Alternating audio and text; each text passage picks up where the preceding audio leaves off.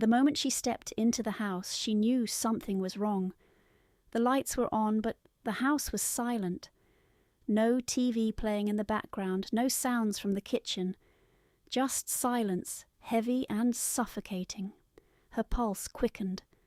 Her fingers tightened around her purse strap as she moved toward the living room. And then she saw him. Her husband sat on the couch, his elbows resting on his knees, his fingers wrapped tightly around her phone. The screen was still glowing. He had been reading. Her stomach dropped. She took a shaky breath, trying to stay calm. "Hey," she said, forcing a smile.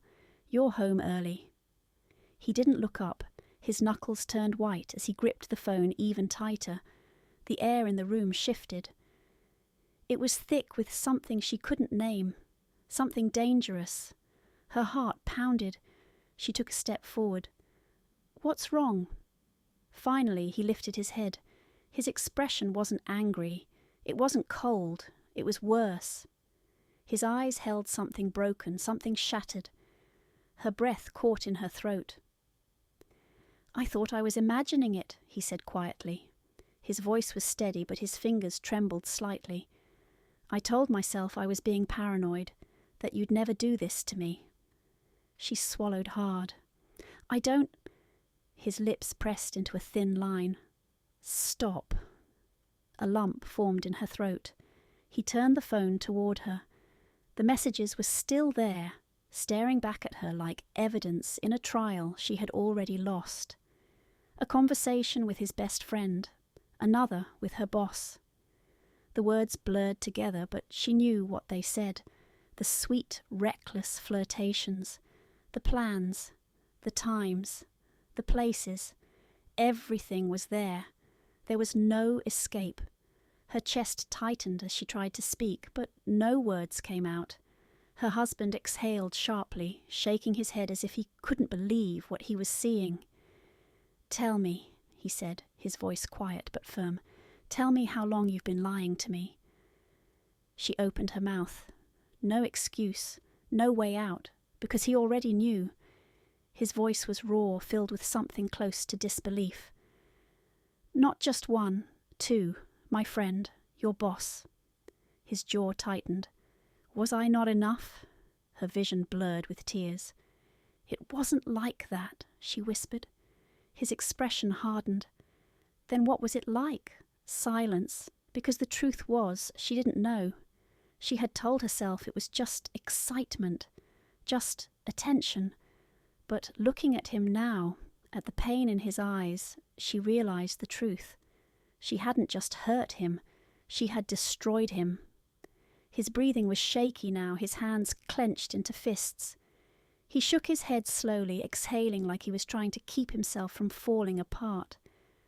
And then, after a long moment, he whispered the words that shattered her. "I don't even know who you are anymore." Her stomach twisted. She took a step forward, reaching for him, desperate to undo the damage. He stepped back. She froze. His eyes, once filled with love, now held something colder, something final. Her hands shook as she tried to say something, anything, to make this go away. But it was too late. The truth was out. And there was no way to take it back. The marriage had once been filled with love, passion, and the unspoken promise that no matter what happened, they would always choose each other. In the beginning, she never doubted their connection, their late-night talks, the spontaneous weekend trips, the way he used to look at her as if she were the only woman in the world. It all felt unshakable. But over time, things changed. The passion faded, replaced by routine. Conversations became shorter, focused on bills, schedules, and responsibilities. He worked long hours, coming home exhausted, barely acknowledging her presence. Their moments together felt scripted, dinners eaten in silence, goodnight kisses that lacked warmth, mornings spent rushing through the motions of life. She told herself it was normal, that love wasn't always fireworks, that comfort was supposed to replace the excitement, that the emptiness she felt was just a phase. But then the friend entered the picture. He had always been around, one of her husband's closest friends, someone familiar. He was easy to talk to, always listening when she needed to vent. He made her laugh when she felt unseen, noticed things about her that her husband no longer did. At first it was innocent, a casual conversation that lasted longer than expected, a text message that made her smile in a way she hadn't in years, a joke that felt a little too personal. Then came the first mistake, a lingering touch on her arm when they laughed, a moment of silence between them that felt heavier than it should have, a glance that held too much meaning. She told herself she was imagining things, that she wasn't doing anything wrong, but deep down she knew. Then came her boss, a man of power, confidence, someone who exuded control. He noticed her, praised her work, asked for her opinion when no one else did. His compliments weren't just about her job, they were about her. "You're incredible," he had said one night after a late meeting. "I don't think you even realize it." She had laughed it off, brushed it aside. But the words stayed with her. The first late-night work call felt harmless. The second one made her heart race. The third one ended with a confession. His, then hers. The boundaries blurred before she even realized she had crossed them. At home, she told herself nothing had changed, that she was still a loyal wife, that her heart still belonged to her husband. But she knew better, because the moment she started hiding messages, deleting calls, lying, that was the moment everything changed. She had stepped onto a path she couldn't turn back from. The thrill of secrecy drowned out the guilt. And then she let it go further. And she didn't stop. The lies started small, a text quickly deleted before her husband could see, a late-night meeting that didn't exist, a carefully crafted excuse for why she was home later than usual. She told herself it was harmless, that no one was getting hurt, that she had everything under control. But the thrill of secrecy was intoxicating. With her husband's friend, it was easy. He was always around, always part of their lives. When they were in the same room, no one suspected anything. Their laughter, their conversations, everything seemed normal. But the stolen touches, the lingering looks, the whispered words when no one was paying attention, that was where the real danger lived. And with her boss, it was something different, something powerful. He made her feel important, like she mattered in ways she had long forgotten. Their meetings turned into long dinners.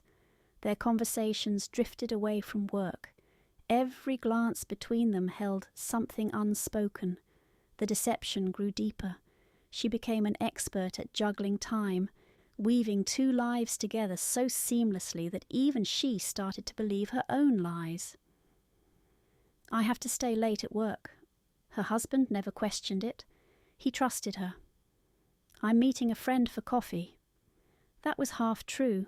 It just wasn't the kind of friend he thought. Each time she returned home, she convinced herself she was still the same woman, still the same wife. But the guilt didn't disappear. It lingered in the quiet moments, in the way she avoided her husband's eyes when he kissed her goodnight. She told herself she wasn't doing anything wrong, until the small mistakes started piling up. One night she left her phone on the kitchen counter. A text appeared, his friend's name flashing on the screen. Her husband glanced at it, curiosity flickering across his face. Her heart pounded as she grabbed the phone too quickly, too obviously. He didn't say anything, but he noticed. Then came the slip-up in a conversation. She mentioned a place she had been with her boss, forgetting she had never told her husband she had been there. His brow furrowed, but he didn't press. A close call. Another night she left work in a rush after spending too much time with her boss. Her husband's friend sent a message just as she was walking into the house. She nearly dropped her phone when she saw his name. Her husband glanced up from the couch. "Everything okay?" he asked casually. She forced a smile. "Yeah, just work stuff."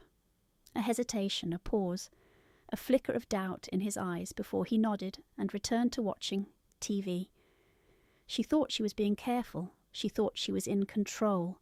But the cracks had already started to form, and soon they would break everything apart. The air in the room felt thick, suffocating. She could hear the ticking of the clock on the wall, each second stretching longer than the last. Her husband sat on the couch, phone in hand, his knuckles white as he gripped the device. The screen was still glowing, a cruel spotlight on the words that had unravelled everything. She knew without asking. He had seen it all. A message from his friend, a message from her boss, both staring back at her like ghosts from the wreckage she had created. She took a slow step forward, her throat tightening. His eyes lifted to meet hers, and for the first time she saw it. Not anger, not even hate, just betrayal, the kind that cut deeper than rage ever could. "How long?" His voice was low, steady, too steady, her breath caught. She opened her mouth, then shut it again. 1,000 lies ran through her mind, 1,000 excuses she could try to spin. But none of them would work, because he already knew. His jaw clenched, and he exhaled through his nose, shaking his head. "How long?" The way he repeated it sent a chill through her spine. She swallowed hard, her hands trembling. I don't know," a bitter laugh escaped him. "You don't know?" His voice cracked slightly, but he quickly regained control. "So what? Months? A year?" Her silence was her answer. He let out a slow breath, nodding to himself, piecing it all together like a puzzle he wished he had never started. "My friend!" He clenched his jaw, gripping the phone so tightly she thought it might break. "And your boss?" She could barely hold his gaze. "Was I ever enough?" he asked, his voice hollow. Her chest tightened. "Of course." "Don't." The word hit harder than a slap. He lifted the phone, scrolling with his thumb, his face unreadable. Then he started reading. Loud, clear. A message from his friend, a joke too intimate. A time, a place. A message from her boss. A promise to see her again. A reminder of a night that never should have happened. Every word was a dagger slicing deeper and deeper. She felt exposed, stripped down to the ugliest version of herself. Her hands shook. "I never meant—" "Don't say you never meant to hurt me." His voice was sharper now, his control slipping. "You don't get to say that. You don't get to pretend this was an accident." Her lips parted, but no words came out. Because he was right. This wasn't an accident. It was a choice, one she had made over and over again. She had convinced herself she could handle it, that she was in control, that no one would ever find out. But now, standing in front of the man she once swore to love, she realized the truth. She had never been in control, and she had just lost everything. The house was different now. It wasn't just the silence, it was the weight of it, pressing down on her like something tangible, something suffocating. Her husband still lived there, but he wasn't really there anymore. He didn't speak unless he had to. When he came home from work, he barely looked at her.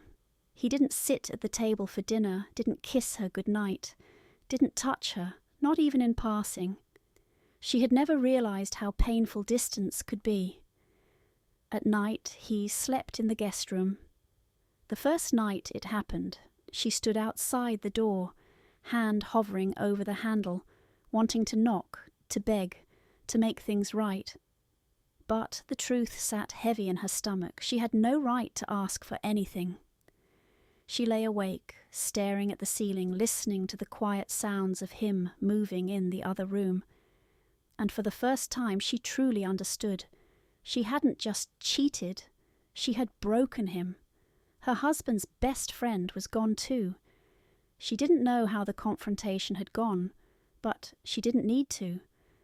The way her husband had come home that night, the tension in his shoulders, the look in his eyes, it was all the proof she needed. Whatever friendship they had once shared was over. She wanted to ask what happened, wanted to know what was said, if punches were thrown, if words had cut deeper than any physical wound could. But she didn't. Because at the end of the day, it didn't change anything. At work, it was no better. Her boss avoided her. Meetings were no longer one-on-one. Conversations were short, professional, detached. Where there had once been secret glances and flirtation, there was now only coldness. She felt like a shadow, moving through the office unnoticed, unwanted. She caught whispers in the hallways, stolen glances from co-workers who knew something, who had heard something. The walls were closing in on her. Everywhere she turned there was nowhere left to hide, and that was when the realization settled deep into her bones. She had lost everything. Not just her husband, not just her marriage, not just the life she had once known. She had lost herself. She sat at the dining table, her fingers gripping the edges of her chair, as if holding on could stop everything from slipping away. The house felt different now, colder, emptier, even though nothing had changed physically. But the warmth that had once filled these walls was gone. Her husband stood across from her, his face unreadable. On the table between them sat a stack of papers, divorce papers. Her stomach clenched at the sight of them. "Please," she whispered, her voice barely holding together. "We can fix this." He let out a breath, sharp, bitter. "Fix this?" His laugh was hollow, like he had already given up. "You didn't just betray me once, you did it twice." Her throat tightened. "You weren't looking for love," he continued. His voice was calm, but his eyes burned with something deeper than anger, something close to devastation. "You were looking for a game." She shook her head, desperation clawing at her chest. "That's not true. I love you." His gaze didn't waver. "Then why wasn't I enough?" Tears welled in her eyes. She wanted to scream that it had never been about him, that it had been about her, about something missing inside of her that she had tried to fill with reckless decisions. But no explanation would make this better. No excuse would take away the pain she had caused. He pushed the papers toward her. She stared at them, her hands trembling. "This is what you want?" she asked, her voice cracking. His jaw tightened.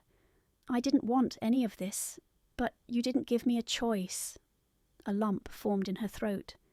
She wanted to fight, to beg, to hold on to something that was already slipping through her fingers. But deep down she knew it was too late. Her betrayal wasn't just a mistake. It was a pattern, a choice she had made over and over again. And now she was paying the price. The humiliation followed quickly. His family knew. His friends knew. She could feel the weight of their judgment, the way they looked at her with disappointment, like she was something fragile that had shattered beyond repair. She had become that person, the one whispered about in quiet conversations, the one whose name carried nothing but shame. Her boss distanced himself almost immediately. There were no more stolen moments, no more flirtatious texts. The affair had never been love. It had been a distraction, a temporary thrill that had left her standing in ruins. Now she was alone. The home she had built with her husband was no longer hers. The life she had once known was slipping away, and she had no one to blame but herself. She thought she had been in control, but she had lost everything. The apartment was small, quiet and empty. She had once imagined a different kind of life, one filled with love, stability, and the warmth of a home, shared with someone who truly knew her. But that life was gone now, reduced to a series of memories that felt more like dreams. Her husband had moved on. It didn't happen overnight, but slowly he became someone new, someone who smiled again, who laughed, who looked lighter without the weight of her betrayal hanging over him. When she first heard through mutual friends that he had started dating someone, her stomach twisted in knots. But what had she expected? She had destroyed the life they built together. He had no reason to wait for her to realize what she had lost. His friend? Gone. He had cut ties with both of them, unwilling to carry the burden of betrayal any longer. She hadn't heard from him since the night everything fell apart. No calls, no messages, nothing. She wondered if he ever thought about her, if he regretted it, or if, like her husband, he had simply erased her from his life. Her career was barely holding together. Work wasn't the escape it used to be. The office felt colder, the tension thicker. People whispered when she walked past. Conversations died the moment she entered a room. She was no longer the confident woman she once was. Now she was a cautionary tale. She had once held power, the thrill of secrecy fueling her every move. But now she was just a mistake. She sat on the edge of the bed, staring at the wall, at the emptiness of it all. The regret settled deep in her chest, wrapping around her like chains. It hadn't been worth it. The thrill, the excitement, the danger, none of it compared to what she had lost. She had mistaken desire for love, risk for passion. She had convinced herself that she needed more, that she deserved more. But she had been wrong, terribly, unforgivably wrong. She thought back to the moments she had ignored, the nights her husband reached for her, only for her to pull away, the times he had asked what was wrong, only to be met with silence, the love he had tried to give her, while she had been too busy searching for something else. She had destroyed something real, something she could never get back. Some mistakes can be forgiven, but some destroy everything.